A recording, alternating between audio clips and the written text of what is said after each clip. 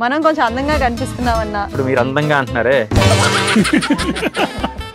అంటే నేను మేకప్ లేకుండా కూడా అందంగా ఉంటాను అనుకోండి. కాదు అంటే కనుక కథ వేరేలా ఉంటుంది.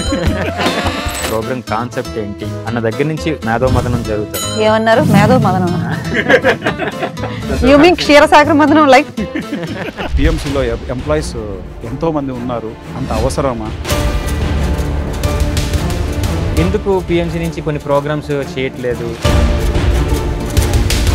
పెట్టిందే బిఎస్ఎం కోసం, ఇంకా పని చేయకపోవడం ఏముంటుంది? వ్యవస్థ అనేది అర్థం కాదు. అర్థం కానప్పుడు ఖచ్చితంగా అపార్థం చేసుకుంటారు. ఏ పర్సన్ని ఇక్కడ నెగ్లెక్ట్ చేయడం కానీ, లేదంటే వీళ్ళతో పక్కన పెట్టాలని కానీ 1% కూడా ఇక్కడ పనిచేసే ఏ వ్యక్తికి ఉండదు.